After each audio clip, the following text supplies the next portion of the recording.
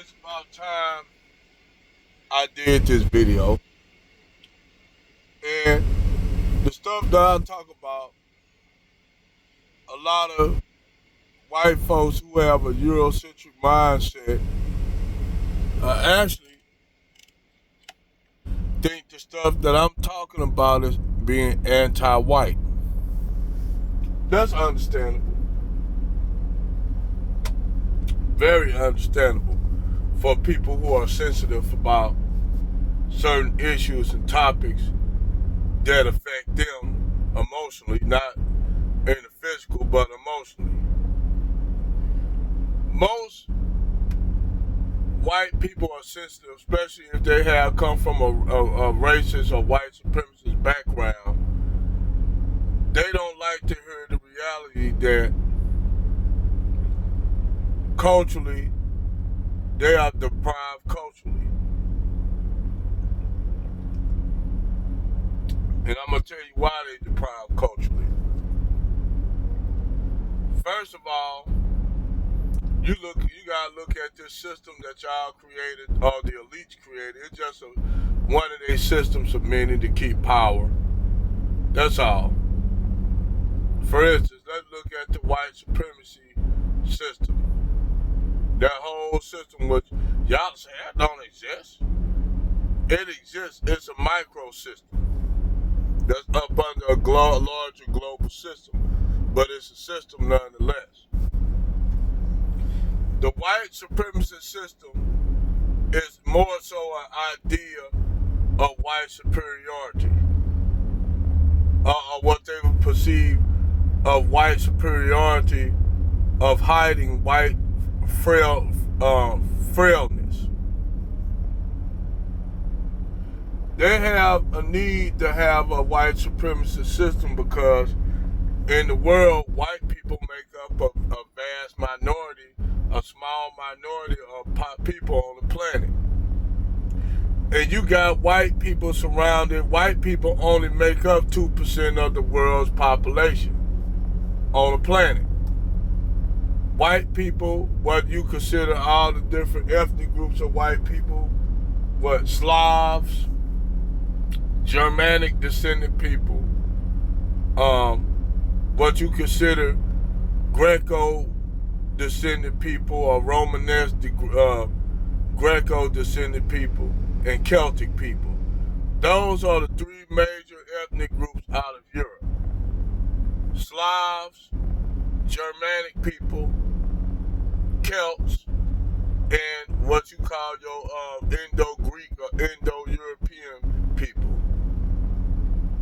Now, when you break that down towards different groups, take your Indo-Greek people. That's all your people in Southern Europe that live in parts of Spain, live in Monaco, parts of Southern France, Italy, especially Sardinia, which is Sicily. All those people are actually a mixture of people that came out of Africa. Because nobody don't like to break down the language. Everybody out the language. And Noam Chomsky broke that shit down. Noam Chomsky broke that shit down so well that damn, I even use this analogy. Noam Chomsky broke down where the Indo-European language base come from. The Indo-European language base is derived from the Semitic language base over 30,000 years ago. Well, the Semitic language base, which is your Semitic languages, derived from the Afro-Asiatic language base, 10,000 years, 15,000 years before that. Well, the Afro-Asiatic language base derived from the Chaldeic. What's the Chaldeic language base? The Chaldeic language base is most of your languages that are spoken in West Africa. Like that's spoken in what? Places like Mali, Guinea-Bissau, Chad, Nigeria, Senegal, Ghana, most of them Chaldicc language people speaking people are your Fulani, your Mindi, your Hausa, your Wadabi, the Wadabi tribe, the ones that they have on Natural Geographic doing the stuff with their faces and have all that paint on their face, the men, yeah, the Wadabi. They are a part of the Fulani and Hausa ethnic group. Hell, come to find out, that's what I did at Ancestral DNA. I shared 10% of their DNA. Which actually, I'm gonna be honest, I'm proud of. But anyway, when you break this down, you'll find out that white supremacy have a need to cover all that shit up. It's almost like they try to cover up the whole blackness of Egypt to make you think that Egypt wasn't even a part of Africa. Like, they basically separate North Africa from the rest of the African continent. They actually separate North Africa. They like, they use the Sahara Desert. You got countries in North Africa that, if it wasn't for Libya the only rich oil and natural gas country in the north part of North Africa. Gaddafi knew that. But the thing is with Gaddafi wasn't like most of y'all. See, they try to make Gaddafi out of this self-hating Arab dude. He wanted to be Arab. Gaddafi, not only was he a pan-Arabist, Gaddafi was a pan-Africanist. Gaddafi was for the unification of the whole African continent from north to south, west, east, and west. Gaddafi was a man they wanted to take out because they didn't want Gaddafi to unify Africa. He was the only one that could unify the African continent. He had before BRICS, he had his own thing that was going to unite Africa. He knew all the natural resources of each region of the African continent. Gaddafi knew all the natural resources of the African continent.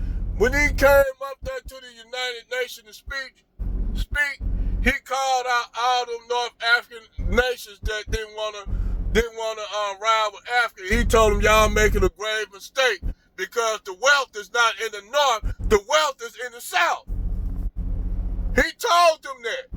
He said in the future, that wealth, they could transform not only North Africa, but all of Africa to make Africa a first world country.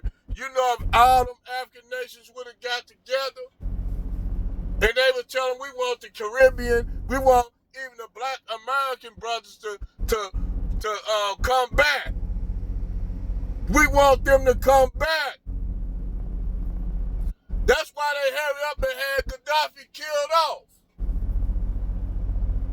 They had him killed off like a motherfucker. Because you know what they did? That frightened the shit out of the United States and Europe, the EU, knowing that you had a united Africa. And that means by you having a united Africa, that means it's going to be a large transformance of wealth. That means Europe and America would have been in decline, which they're going to be in decline. They're going into decline anyway.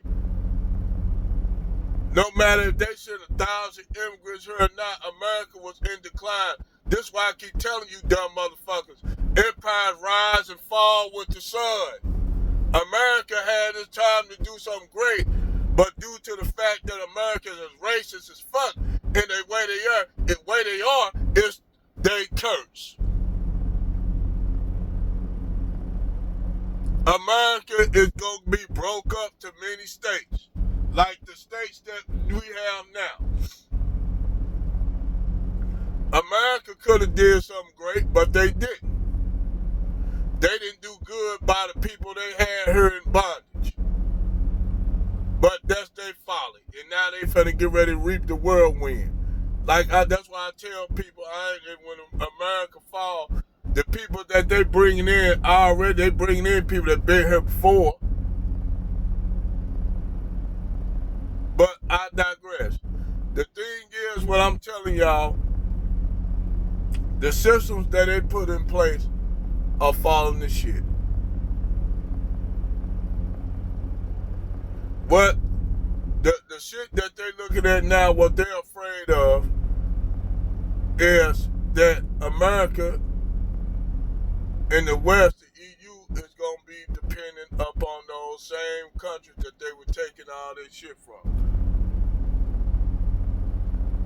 And I'm going to tell you what really helped Africans out. Whether y'all want to know it or not, who been a big help to Africa, whether he know it or not, was President Biden. President Biden actually helped Africans out, and how he did it, the shit is by accident. But when he went over there trying to force them to be gay and all that shit, that's where he failed. And them Africans now, the African nations are now, starting with West Africa and South Africa, are waking up. In a minute, Europeans ain't gonna have to worry about Africans trying to run for poverty in Africa. In a minute, you're gonna have Europeans trying to run down to Africa to eat. The reverse gonna happen. Like I said, the reverse gonna happen in Latin America, where you're gonna have white people running down to Latin America, Mexico, Central America. You watch, you getting ready to have them run down there for jobs. You watch. What goes around comes around. Real talk. Over and out.